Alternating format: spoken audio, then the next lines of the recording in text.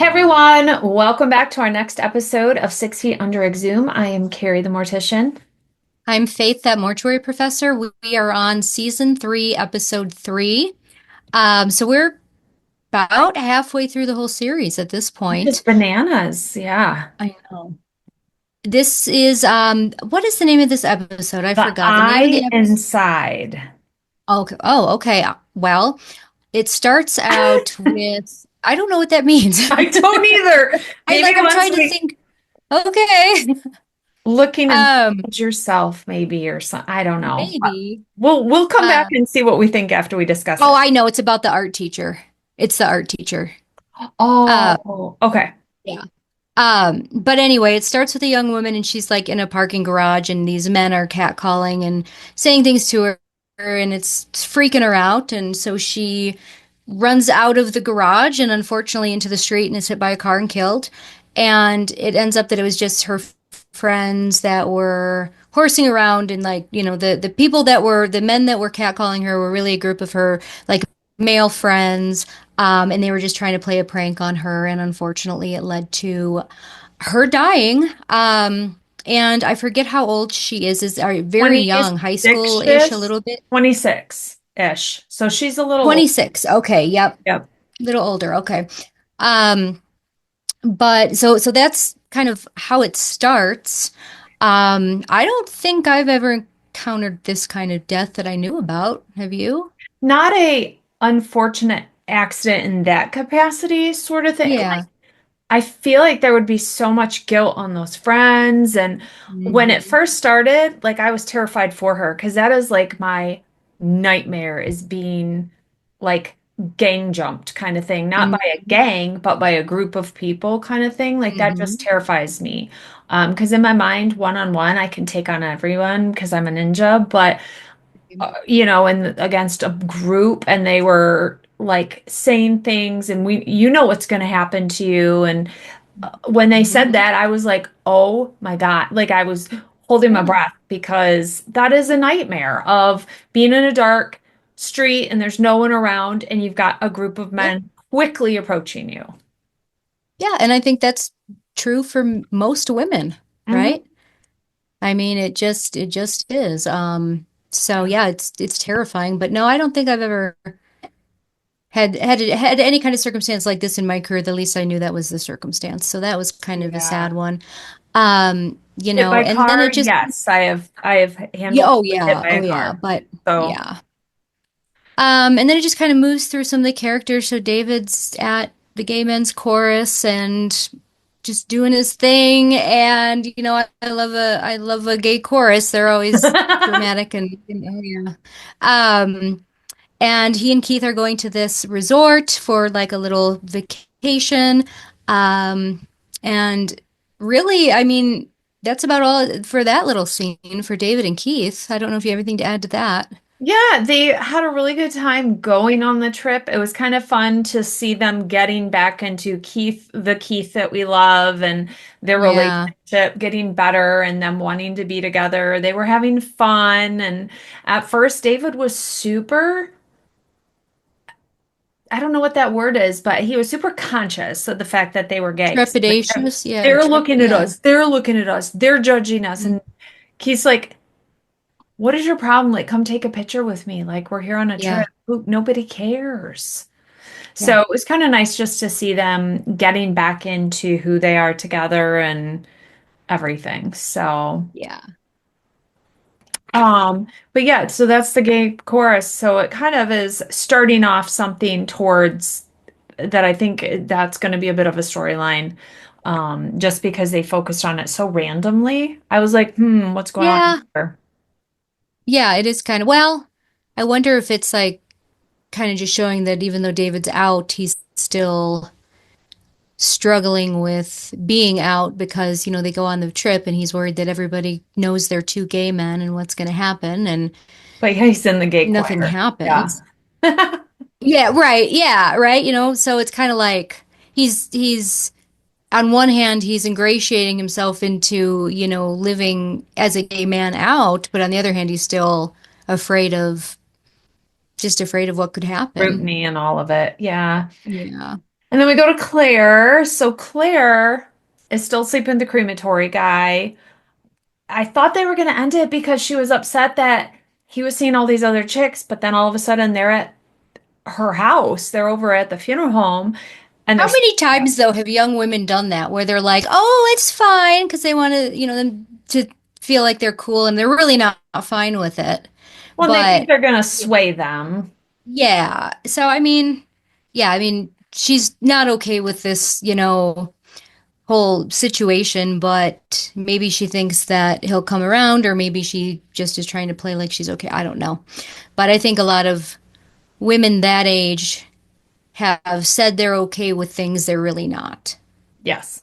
Oh, we can be casual. And then a week Uh-huh. later, it's like, but we're hanging out so much. Aren't we serious? No, I told you. Hmm.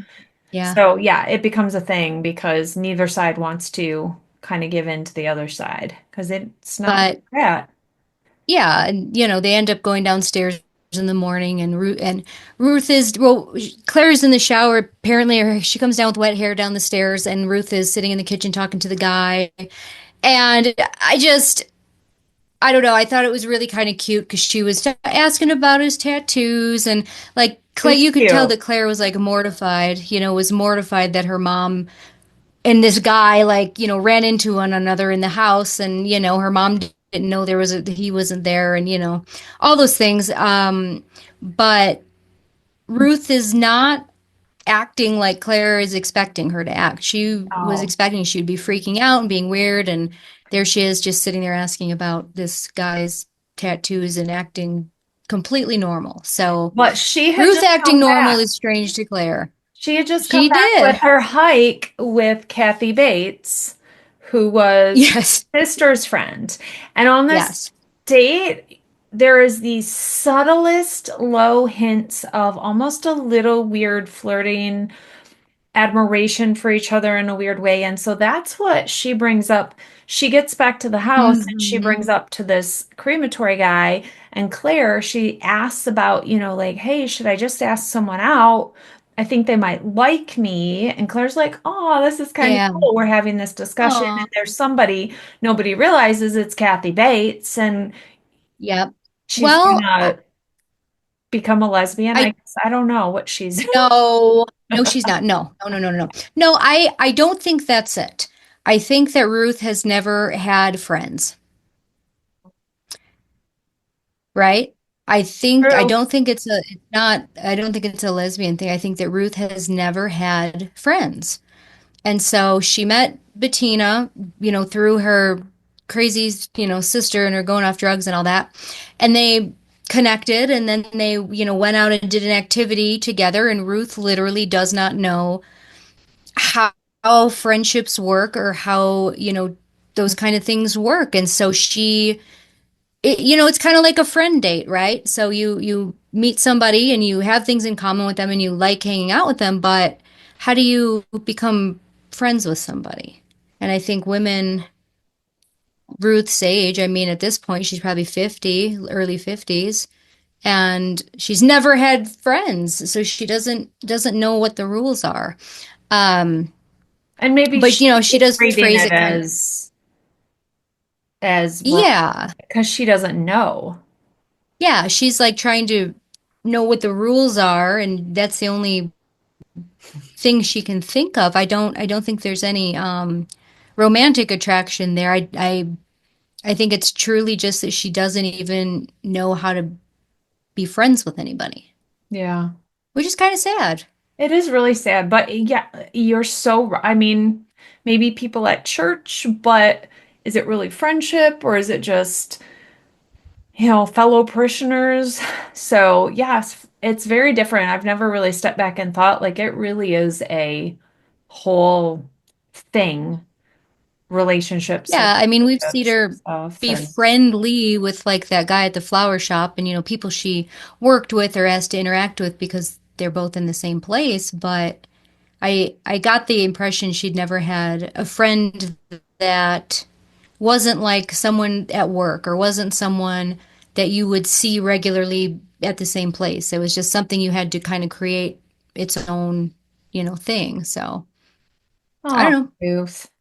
Well, during all Yeah. this, we've got Rico and Nate are meeting the mom and sister of the girl that died, Callie, and they're, I think, feeling that so much more emotion because it is such a senseless death. Yeah. And Rico is just like very moved by it. Hmm. It's kind of hit him a little more than I most of the time it does. Yeah. And so he's kind Yeah. of in. Go ahead. Oh, I was just saying he was kind of reacting to it. Yeah. There's not a lot really. I mean, the episode doesn't focus much on that family or that story. Like we see them once and we briefly see them like at the end at like the funeral service and the mom, is crying, but we don't really get there's not like a story there about other than, this is what happened and that's it. Whereas, in other episodes it's been more like more story around the family, but there doesn't really seem to be much here, which is okay. Oh. Yeah. I So go What's ahead. they're just kind of reintroducing us, I think, back into this season somewhat and Yeah. establishing the storylines that'll then take us into the rest of the season. Because we also see Lisa and her boss. I just call her Moira Rose because I love her. But her and her boss going through it and kind of fighting and going through some craziness. And she walks into her bedroom and she's in this like cocoon and she's like, "Did you bring me my tea or whatever?" And Her she, cake. oh, her cake. She's just the most dramatically weird, like she's so good at this little character. Like it's such a snippet of She this show, is. but she's so good at it. And they eventually have this big old blow, thing and Lisa quits, which Yeah. is probably a great thing for them to get away from there and her yelling about the car and all of it. But Hmm. it means that they're gonna have to figure it all out and everything. But then, Yeah, because they're living in her house or in her guest house or something. So right. part of the job. And this, I mean, this is kind of like funeral service, right? Because back in the day, and still in some places, there's apartments that are owned by, Yeah. you may relocate somewhere and it comes with an apartment above the funeral home or next to or whatever. And so now your living quarters are linked to your employment, not just because you need money to pay rent, but because literally, they belong to your employer. So Yeah. that is something that I've seen before where it's like somebody wants to quit a job or somebody's unhappy or they get fired. And it's like, well, not only is that happening, but now you have to move. Yeah. Whereas, if you just quit your job, you assumedly would get another one or do something, and it wouldn't necessarily immediately impact where you were living. But when you're Mhm. living in, the funeral home or above it or beneath it or next door to it, just like Lisa was living on at the house where, Carol lived, um, that's a little bit different. Now you got to find somewhere else to live too. Yeah. When she's at home and she's kind of packing and stuff, and I don't know if this was the scene where Nate gets home or not, but he's on his way home and he pulls off to the side of the road and Yeah. he masturbates and then he goes home and then I think that was an earlier and then she gets in a fight and quits later. Yeah. But kind of all this is happening. So there's all these big red flags that are going up around these two. Yeah. So, I mean, you can clearly see that something's not right, right? I mean, and listen, when you've been with somebody a long, long time, there's nothing wrong with doing that still, right? But I think the point is that it's trying to let the viewers know that their relationship isn't in a good place. Yeah. And it's not And then, done in as healthy of a way. Yeah. yeah, For the yeah, relationship. yeah. And so he goes back to the house and she tells him that he, or tells her, oh my gosh, she tells him that she quit. And he's like, "No, you didn't, did you?" And he like kind of that surprised me about him. I don't know why, but just that reaction of him being like, "Really? No, you should have talked to me about it first." I didn't expect that from him. I Yeah. would have thought he'd be more of like a fuck him. Okay. You know what I mean? So I think it's showing a little bit of how he's kind of changing too, and not necessarily becoming more uptight or more, but maybe so, because I was surprised that his reaction was not positive or even neutral, is negative. And I mean, I mean, we don't know. We don't get all this backstory on maybe, she made a ton of money. Maybe, it was a whole thing. But I didn't think Nate would be like, no, you didn't. You should have talked to me about it. I would have expected him to be like, all right, cool. Well, because they both know how terrible she has been as a Yeah. boss. And so I would think he would say, good for you. Like, we're Yeah. done with her. Let's get away from this. But him Yeah. wanting her to stay showed like a very not disconnect, but a wanting something bad for your partner almost. Like it is Yeah. counterintuitive for how a relationship should be. Counterintuitive. Yeah, for sure. So that was weird for me. I Yeah. noticed that and I was like, oh, I don't know. So they're gonna move in with Ruth into the carriage house. Yes. Um, and Which is Ruth and a cool apartment out there. I'd live I there. love it. It's fine. But there's no kitchen, and so I think Nate doesn't want to move back in with his mom. Yeah. Um, and who knows the situation, and it was I will say this, that I was surprised, and I know you have to like go somewhere immediately, but like I would have thought they could afford their own place. And they never really say that they're there because they can't, but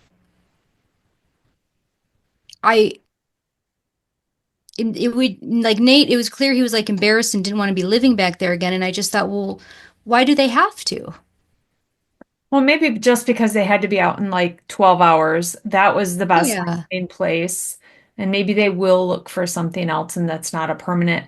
I would think Hmm. in that kind of a space, like that kind of a city and busy, maybe it's harder to find, Yeah. apartments It and just seemed things. like it was But like, okay, this is the permanent solution, and it just I did think that. I'm like, well, I mean, can't they afford like an apartment or something? something. Who knows? But anyway, that's neither here nor there. But Ruth and Lisa still have this tension because um, Lisa wants Maya, who's their daughter, parented in a very specific way. Hmm. And Ruth is from another time where many things were not as harmful or thought to be harmful as Lisa thinks they are. And I think that's a very common thing, to experience as a new mom or as a grandmother. And so they kind of have this tension amongst them.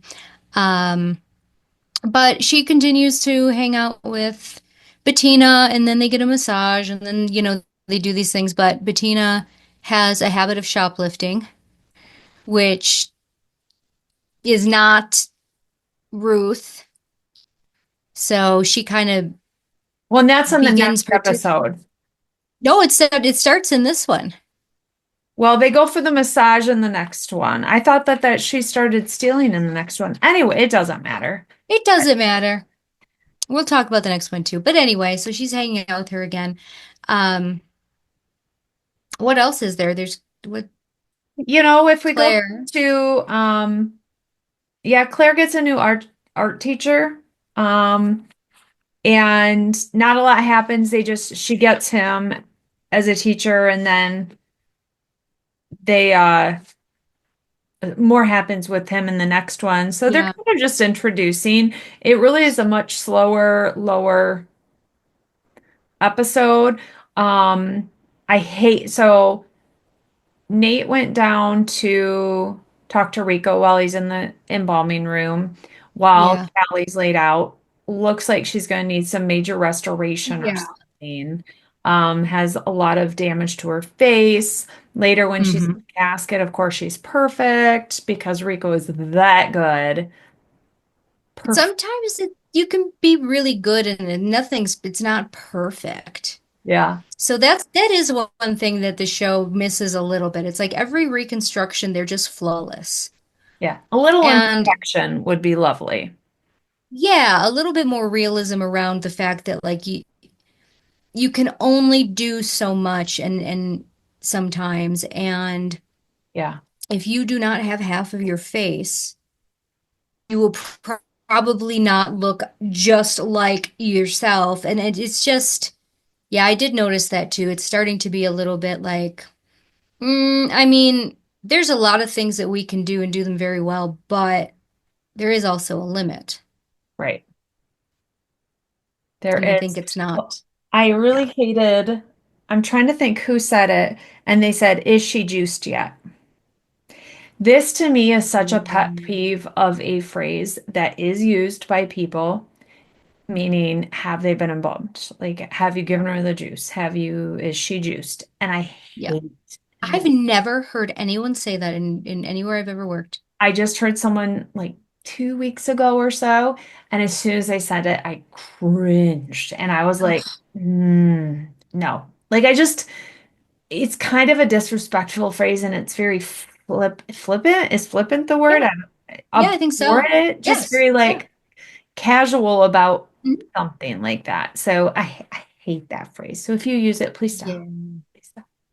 But that's I mean, that was really it when it came to all of this. We're seeing Ruth's relationship grow. We're seeing Claire kind of transform and Claire did meet more at the end of this people. episode. I don't know if we said this, but Claire did at the end of this episode break up with the crematory guy, like for good, Yeah. because he had like a music show and he didn't want her to come because another girl was going to be there.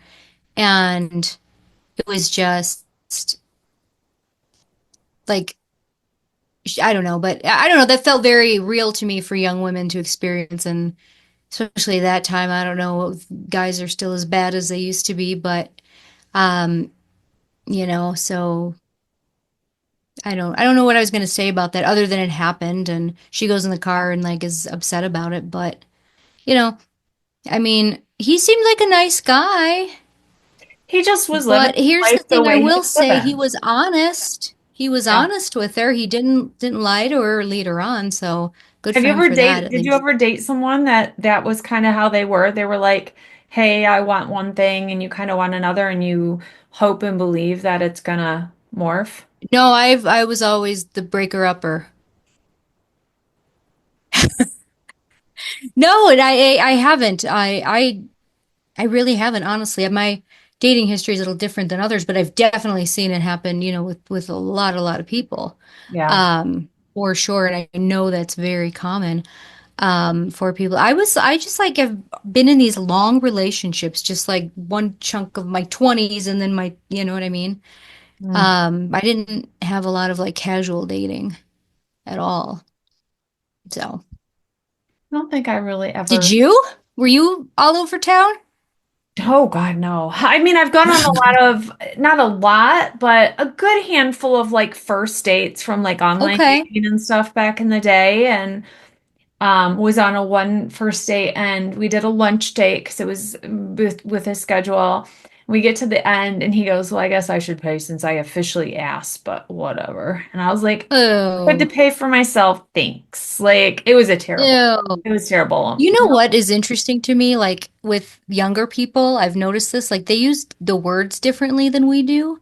So like if you're Gen Z, tell these two old ladies here, Kari and I, in the comments, what is dating now? Because no, I'm serious. Because to me, dating is like your boyfriend and girlfriend. Yeah, Well, no, they tell me that's not what it is. It just means it means you're seeing each other. But that's not the same as being boyfriend and girlfriend or boyfriend and boyfriend or them and they friends. It's like dating doesn't mean you're in like a relationship just means you're going out together. on dates and kind of getting to Yeah, know each other and hanging but out. in seeing each other doesn't mean that either. So what do you call it when you're like actually in a Relationship, relationship? maybe. And Yeah. how do you, because to me dating is like you're dating, like you're dating Josh Yeah.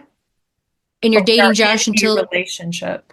yeah, Yeah. you're in a relationship. Yeah, that's what it meant, at least in our time. I don't know, and now I guess it's different. So You want to know did you know that? the discussion I've had? multiple times recently, and I actually had this with a family while we were making arrangements, and you'll see the connection when I tell you, is what do you call the person you're dating when you are our age? Like when you're in your 40s, 50s, 60s, I don't like any of the words.